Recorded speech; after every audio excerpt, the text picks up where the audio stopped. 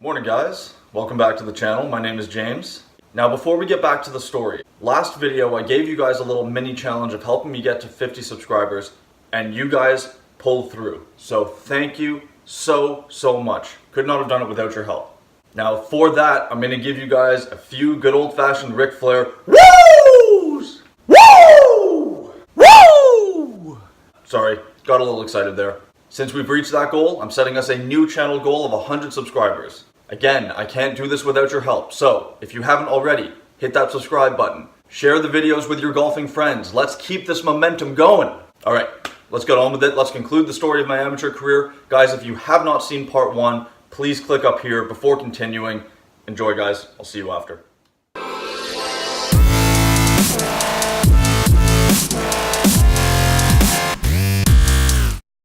Back in the car, just heading to Golfin, where I'll be there for a couple hours to do my speed training.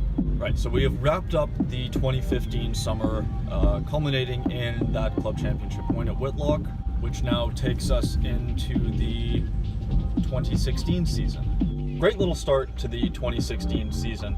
I went down to Florida, actually stayed at Innisbrook Resort, where the Valspar is actually being played at the moment. I was down there for 2 weeks, and it was really just like essentially a golf boot camp. 2 weeks of nothing but golf. No socializing, no partying. Up at sunrise, onto the range. Usually play 36 holes. If I wasn't playing 36 holes, it was 18 and 5 or 6 hours of practice. And just really took the opportunity of my time there to get in the zone. Get in as many reps as I possibly could, so that once I got back up to Canada, I'd be as close to mid-season form as possible. It was on that trip down in Florida where I actually played my still standing lowest round of my career. I shot a 63 down there. This was the season where I was really going to start doing a lot more events outside of just the club events that I was playing at Whitlock the previous season.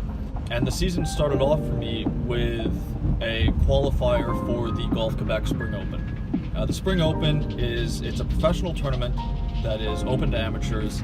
It's really the kickoff to the golf season up here. I think they do 4 or 5 qualifying sites annually.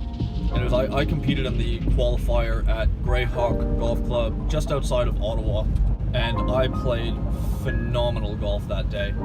I was riding this wave of confidence after the golf I'd played down south in Florida, and I was confident, and I just went out there and executed. And I got a great start to the day. I holed out from a greenside bunker for eagle on the par 5 second hole, and the 4th hole is a long par 3. I hit a 3-iron and just didn't quite get the height on it, so it ran through the back and I chipped in for birdie. So I'm 3 under after 4 holes, and I haven't even really used my putter much yet. Anyways, I think I finished 31 on the front 9 with a bogey on the card, and continued to play really well throughout the back 9, but the putts just didn't drop. Finished 67 for the day. It was the low round of the day in the qualifier, so I was absolutely thrilled. Fast forward a few weeks to the Spring Open proper, I had set myself objectives about the Spring Open that year. First step was to qualify, and I'd done that, and I'd done much better in the qualifiers than I'd actually expected to do. To me, the Spring Open was kind of going to be my statement tournament, you could say. I wanted to burst out onto the scene, playing in a professional event as an amateur. Now, I didn't necessarily play great that day. My ball striking was marginal at best. I think I had to chip out of the trees 3 times on the front 9, but my putter was absolutely on fire. I literally made every putt that I looked at, including on the front 9 alone. I think I made two 20-footers for par. Long story short, I was 4 under par. I held the clubhouse lead for several hours, several agonizing hours, as I was one of the earlier tee times, and I mean, when I got off the course, there were still groups that had yet to tee off on the first hole. Anyways, long and short of it all, some weather came in and not all players were able to finish. So Golf Quebec had no choice and they had to call the tournament a 9-hole tournament. Unfortunately, my better 9 was the back 9. I was 1 under par on the front and 3 under for the back 9. One player was 2 under on the front. So being a 9-hole tournament, he took home the victory, but he was one of the players who had finished his entire 18. And for the 18 holes, he shot 72. I essentially finished second to a guy who I beat by 5 shots for 18 holes. This was tough. It was pretty crushing, to be honest with you. Especially, having set all those objectives for what I wanted to do that day, I think I put a little too much emphasis on the results. Because I'd gone out and even though my ball striking wasn't very good that day, I'd executed and I'd put up a very good score. I think there was only a handful of other players who were under par for the 18 when they ended up calling play. So, I did everything I could for the things that I could control. The weather and Golf Quebec having to call it a 9-hole tournament was outside of my control, but because I was so focused on the objectives, the overall result of the day, it was a very tough pill for me to swallow. It ruined me for a little while, and I ended up having very marginal results throughout most of that summer, even though I'd had such a great start. And a lot of it just came down to the fact that mentally, what happened at the Spring Open beat me up.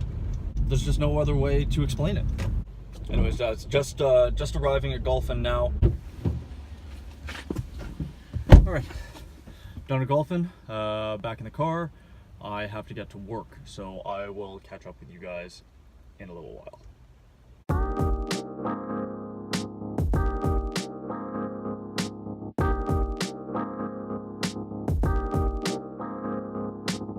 Alright guys, welcome to Drew's Pro Shop. My brother Andrew is an equipment manager for a few hockey teams. He works with the Concordia Stingers. He's done work with the women's national team, the women's national development team, as well as a couple of NHL teams. And he opened up this pro shop here at Cartier Hockey back in December. I've just been doing a few shifts for him during the winters to help him out. Anyways, let's wrap up this talk about my amateur career. So we've talked about the Spring Open, and I talked about how it was difficult for me to get the results after the Spring Open.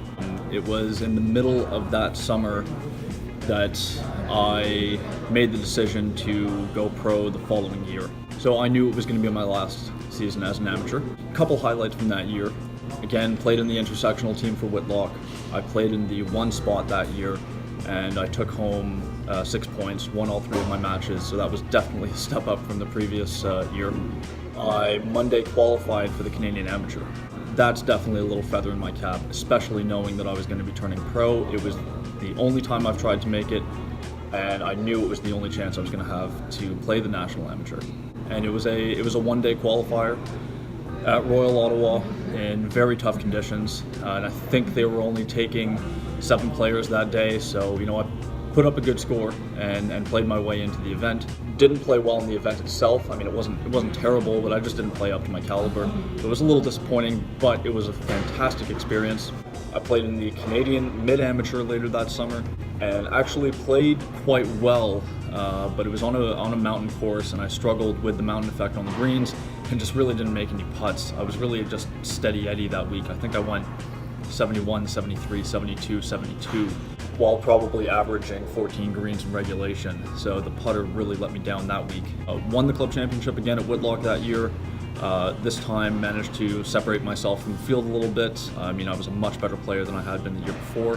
I think I won by 7 strokes that year. And the last amateur event I played in was the Golf Quebec Antoine Loranger Players Championship. Again, played very, very well tee to green. Really feel like I could have won that event. I finished solo 3rd, and the 2 guys ahead of me, I think they finished 2 shots ahead and went to a playoff to decide the winner. That was really the first time where I felt like I had played well enough to win the event. And it was disappointing. You know, I just didn't make enough putts. I putted well. Just sometimes the putts don't drop. And that's a wrap on the amateur career. Guys, thank you so much for watching. Stay tuned. Next week I'll be going into how my first season as a pro went down. As I said earlier, subscribe to the channel, like the video, leave me comments, whatever you want, questions, comments, feedback. I love interacting with you guys. Thanks for watching. I'll see you soon. Cheers.